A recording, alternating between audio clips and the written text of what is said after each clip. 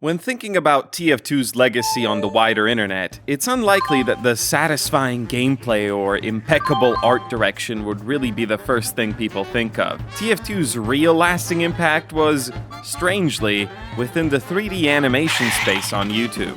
They number in the hundreds of thousands, with hundreds of millions of views on them. TF2 animations were the most influential and popular animated videos on YouTube for a time. A lot of this is owed to the fact that Source Filmmaker was easily the most accessible 3D animation software back when it came out, and TF2 was straight up packaged in it. No, I'm not just talking about the assets, but literally there's just a stripped down version of TF2 inside SFM running at all times. It's kind of funny to think about that when you see all these like FNAF animations and realize that while they were animating all of that, there was just an idle instance of TF2 just festering in the background. But SFM was made publicly available in 2012. So there's a whole 5-year period of TF2 being released and SFM being inaccessible. So, how did people make TF2 animation before 2012? Well, that's easy, right? They just used Gary's mod. Yeah, you would think so, right? GMOD animation got its start years earlier in 2005, with the Half-Life 2 characters often used in all the, hilarity. When I started researching this topic, my assumption was that the earliest bits of TF2 animation would be GMOD ragdolls slamming into each other or something, but that wasn't it at all. Not even close. This sent me down such an interesting rabbit hole of an entire genre of TF2 video that is completely extinct now. From the game's release to about mid-2009, Team Fortress 2 was being used as a vessel for video making through a much more straightforward medium of machinima. Before machinima was a distant memory of an evil corporation that sucked creatives dry, it was actually just the name of an art form. Machinima is a combination of the words machine and cinema. A machinima is a video that tells its own unique story almost exclusively through in-game footage. The first ever machinima was done in Quake. Released in 1996, Diary of a Camper used multiple players as actors, as well as the in-game chat box to deliver dialogue. If you want to learn more about machinima as like an art form, I recommend David Silverberg's criminally underrated 2011 documentary on the topic. I'll link it in the description if you want to watch it after this. But what we need to know for now is this. In the 2000s, if a game had multiplayer and the possibility of removing your HUD or a way to spectate, it was going to have machinimas made in it, and TF2 was no exception. TF2 would actually get its first ever machinima before the game even officially released, and the story behind it is really interesting. Titled Ignis Solus, this was an 8-minute long short film by the machinima collective Litfuse Films. This machinima had a complete story, movie poster, and most interestingly, a completely original soundtrack accompanying the whole thing. The film has almost no dialogue aside from some in-game voice lines, and takes place entirely within 2 Fort. It's a very cozy, relatable story. We follow this blue pyro that is on 2 Fort all by themselves. They do almost anything they can to make their own fun. Capturing the flag, practicing their aim, playing around with the cutouts out of bounds. That is until another player joins, a red scout. Pyro attempts to be friendly with the scout, but they get rejected instantly. This leads to Pyro spawn camping the scout until he quits the game, leaving our protagonist to burn alone once again. Burn alone being the English translation of the film's names. You know, it's kind of cinema when you think about it. It has so many small moments that I really appreciate. One I always come back to is the scene where Pyro uses the loudspeaker to cry out.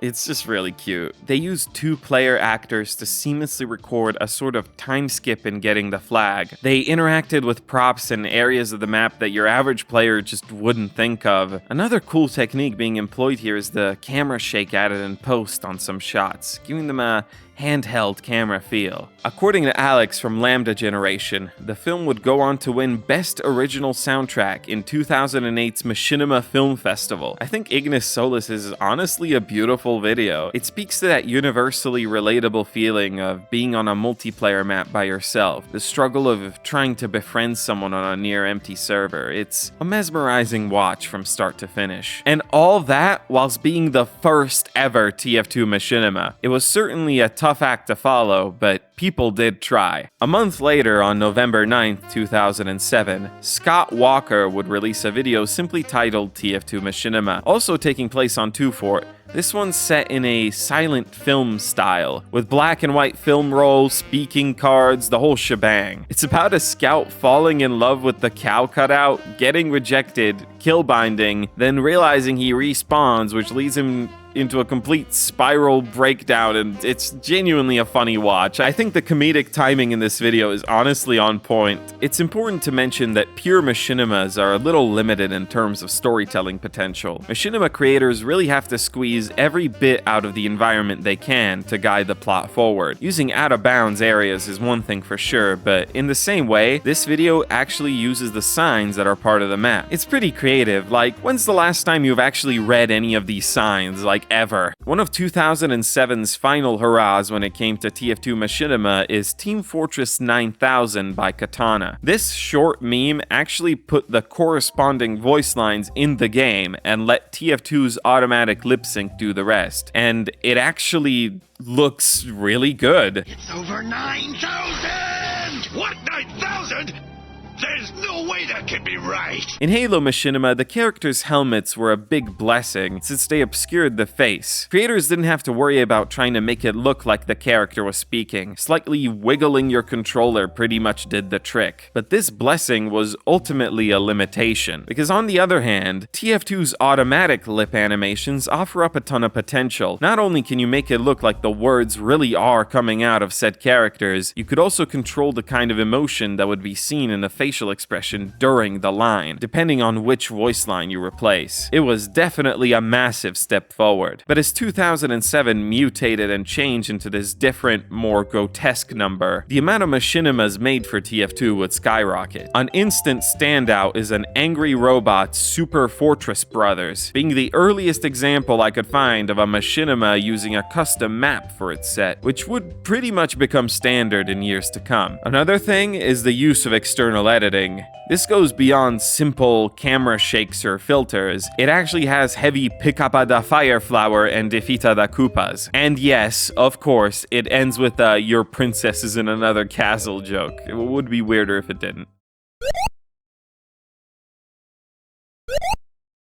From here, we have the next one, A Soldier's Revenge by Troubleshot Productions, and I really love this one. It starts off with a soldier and medic pair absolutely demolishing the blue team. Like, that is one sick air shot. However, during an encounter with a sniper, they get split up, and the soldier gets distracted by a giant pile of health packs, which leads to the medic being ambushed and killed by a blue pyro. There's genuinely a little heartfelt scene here where soldier mourns the loss of his friend and even buries him. Afterwards, though, he swears revenge. After a whole drawn-out Hanna-Barbera-esque chase sequence, we build up to this specific corner scene that is shot in such a cool way. The soldier notices Pyro's flamethrower poking around the corner, and he tries his best to not make any noise so the pyro doesn't hear him. After milking this money shot for some tension, the pyro walks off, finally showing an opening for the soldier to enact his revenge. Then comes the most memorable moment of this entire video, funnily enough, the credits. Oh hey, look, they shout out Control Point. They helped with making it. That's neat.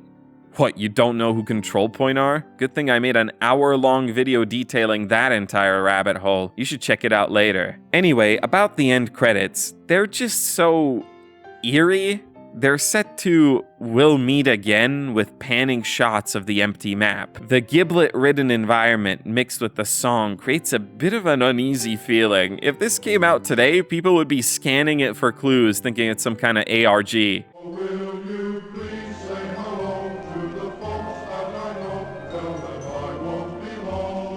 In any case, we're left with a final scene of the soldier saluting his friend in heaven, and it's genuinely so sweet. On a technical level, this machinima is just great. The in TF2 bits are shot really well, and the small bits of GMOD machinima spliced in between fit really seamlessly as well. My favorite is this awesome as hell shovel takedown at the end. As you can see though, the inclusion of Gary's mod as a machinima tool within these is really starting to creep in, and we didn't have long left until people just realized they could cut the in TF2 bit from TF2 machinima entirely. But before we go into the final hurrah of TF2 machinima, I want to take a little detour. As I said, years and years before SFM's release, people still wanted to make TF2 animation. While most settled for doing machinima, others took a much more unorthodox approach. So, look at this. So as you can see, a user by the name of Misfit would try a different approach when it came to creating animations within TF2. I call this approach raw dogging it. Misfit would use 3ds Max, a 3D program that's kinda similar to Blender, to create animation data either by hand or, get this, motion capture. And then finally, using a plugin/program called the SMD importer to pretty much put them in TF2. This started off simple with TF2 Bicycle, where they replaced one of Heavy's animation sets with him riding an invisible bike. And you're right, man, Game 5, it is lol like Crazy Frog. Then they'd start experimenting with motion capture with this pyro video. Okay, that's really funny. And another one where Scout does karate. One of the final achievements through this method was when they figured out how to animate themselves as an observer to act as a fluid camera, which the end result is not too far off of what you can do with Source Filmmaker. Then they'd post a mocap Scout dancing to a corn song for fun and promptly move on to other projects. All of this is really impressive though, and it's honestly a shame it never really went anywhere. A lack of documentation and communication from Misfit, along with middling interest from the TF2 community, sealed this hypothetical branch off of real-time 3ds Max machinimas as nothing more than a glimpse into another world where we used this instead of SFM. The same can be said for the other unorthodox approach I want to talk about. Let me introduce you to the criminally underrated Go Goal Rush, which the creator, Daniel Nilsson, very humbly describes as just TF2 machinima. But you'll immediately see that it's a lot more than that. This video follows a demo man trying to push the cart on Gold Rush, and okay, this immediately just looks insane. Based on the odd lighting, we can surmise that the models are ripped from TF2 into an external program. I think it's Maya, but there's no real way to tell. The characters are then motion captured, very well I might add, and then the entire scene is overlaid on top of TF2 map screenshots, as we can tell from this bit of distortion here. There's also this incredible sequence where Demoman launches the cart with stickies and it goes flying into this sniper outpost thing, and we can only assume that they ripped this model from the game, split it into pieces, and then manually animated it falling apart, or more likely ran a physics simulation of it falling apart. Go Goal Rush is technically incredible. Watching it now, it's hard to believe that it was made almost 17 years ago. I'm hesitating to call this a machinima because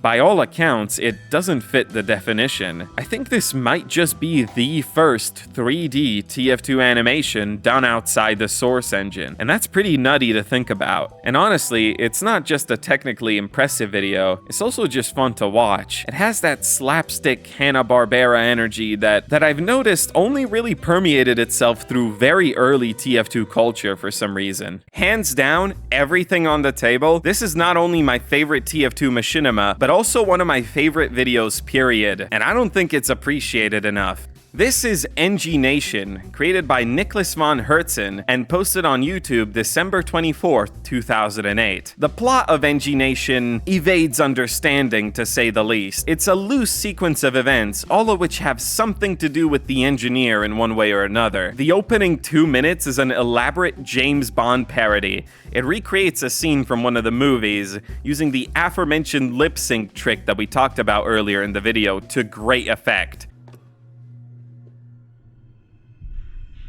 Em really doesn't mind you earning a little money on the side, Dryden. She'd just prefer it if it wasn't selling secrets.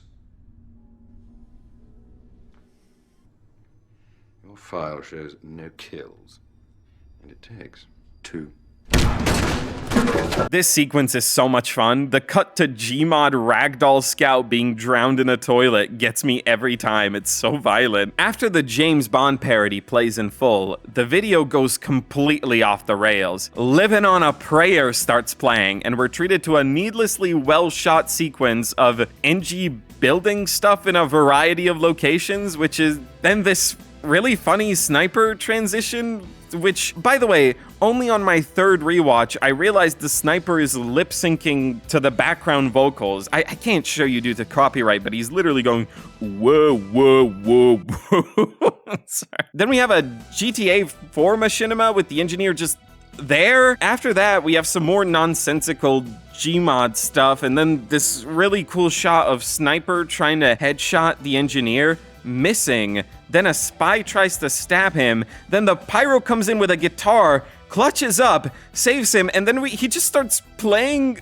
the song within like Guitar Hero style. Like, then we have a couple more nonsensical shots. Then we see the engineer on D-Dust in Counter-Strike taking down an entire team. Then of course we're back to GTA 4 with this bit that I just have to play in full because it just gets me so much.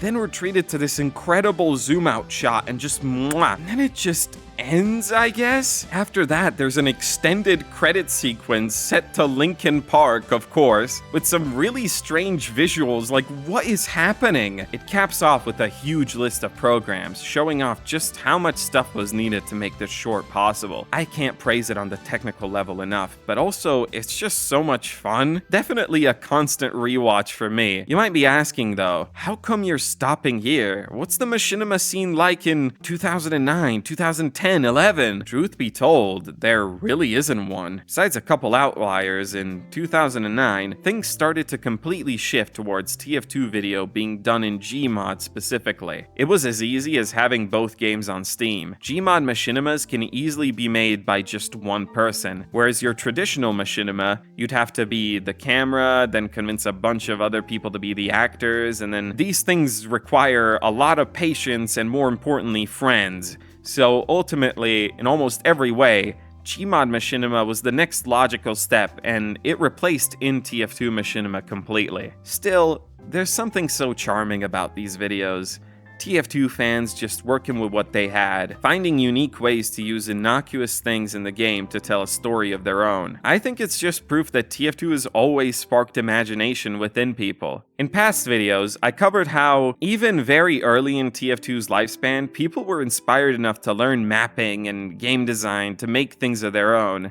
And as we can see here, this definitely extends to animation and filmmaking as well. To close this out, I think it's amazing that these machinimas exist. While they're sort of a precursor for what would come next, they're also all valuable in their own right, able to stand on their own 2 feet. So yeah, I guess that's all I have to say about TF2 machinima. This was genuinely a lot of fun to research.